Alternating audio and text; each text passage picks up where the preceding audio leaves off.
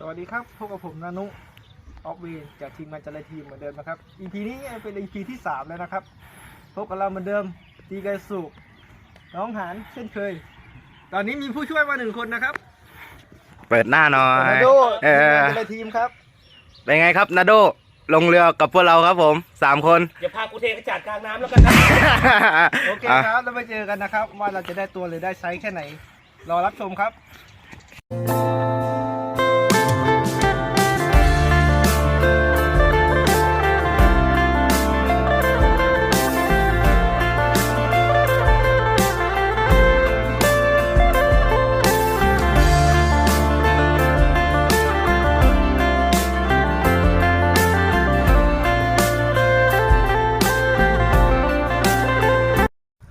ตอนนี้เราก็ถึงหมายที่เรียบร้อยแล้วนะครับอากาศก็ลมแรงไม่บอกว่าหน่อยๆแหละค่อนข้างแรงเลยนะครับแล้วต้นเราก็สภาพ 60% ภาษาไทยบ้าน60นี่คือไทยบ้านคือซ้ำเศร้ามากเขาบอกภาษาไทยบ้านเขาไม่สบายลุยกันเลยนะครับไม่คุยมากธรรมดานะครับคนมีโอ้ยสีเหยื่อ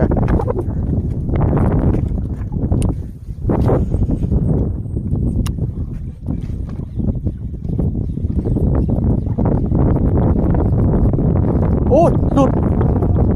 ดเฮ้ยเป็นไปได้หลุดมันเป็นคลื่นเยอะไงปลามันกัดไม่ค่อยโดนตัวเล็กไม่ใหญ่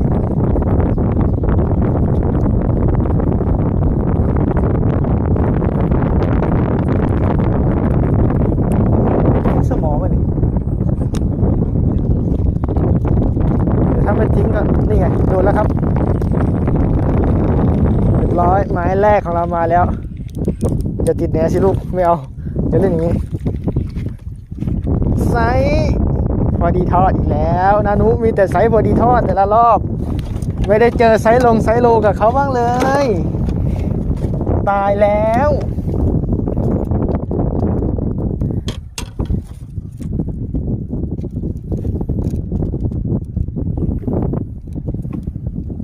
โอ้กัดเข้าแน่นมากเลย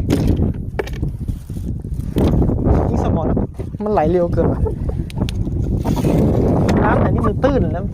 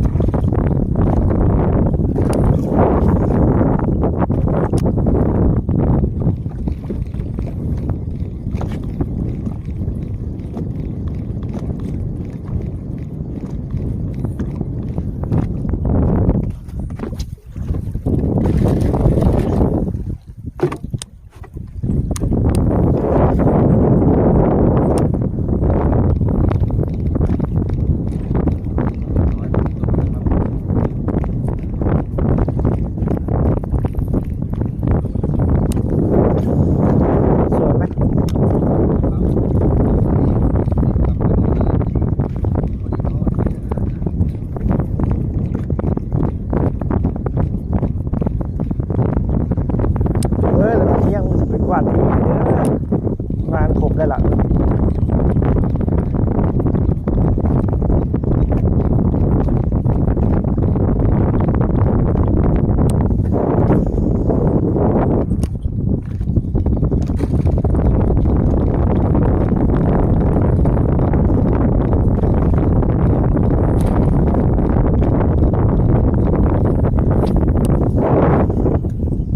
2 สิ่งนะเขาไปลงเนี่ยวะไม่ได้ขึ้นมาดอน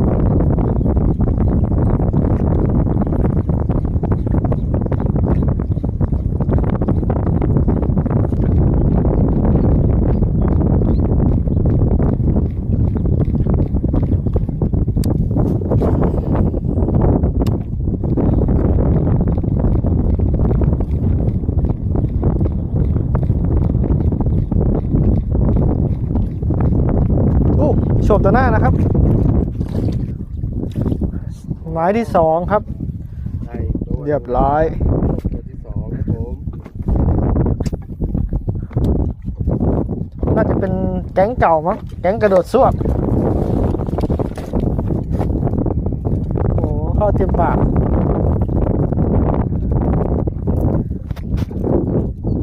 เข้าเต็มปากอร่อยเต็มค ต้องชิคกิ้ง ำต้องซิกกิ้งดองครับ อ้าว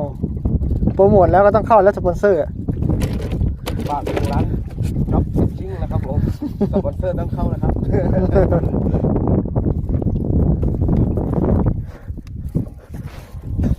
จ๊อบบอกเกี่ยวอะไรด้วยนะจ๊อบบอก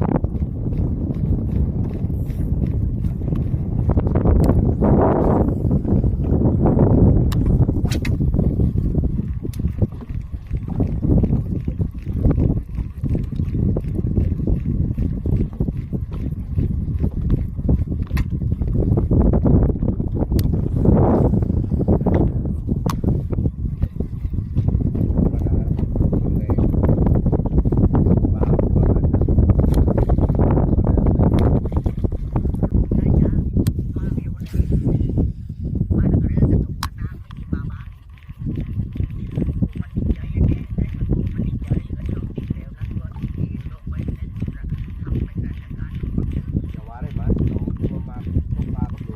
ต๊อกเดี๋ยวต๊อกไม่ได้เอาเลยนะ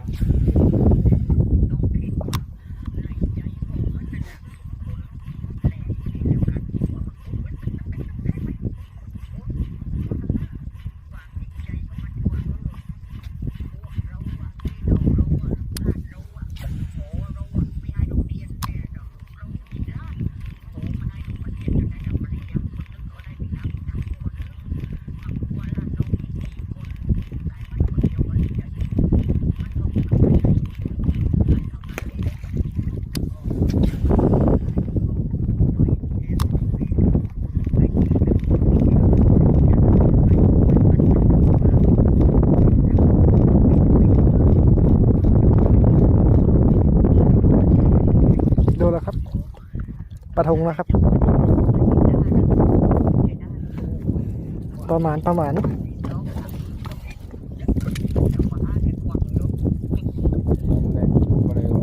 มีแล้วถ้าว่าตอนนี้กูไม่มีเงินเอกสารกูก็ต้องเดินไล่หนูกูก็จะต้องท่ายโทรศัพท์ก็จะมาพังอีกแต่ถ้าว่ากูจะเอาตังค์จะไล่อันนี้กูโอ้ยขออ้าวไม่กล้าขอ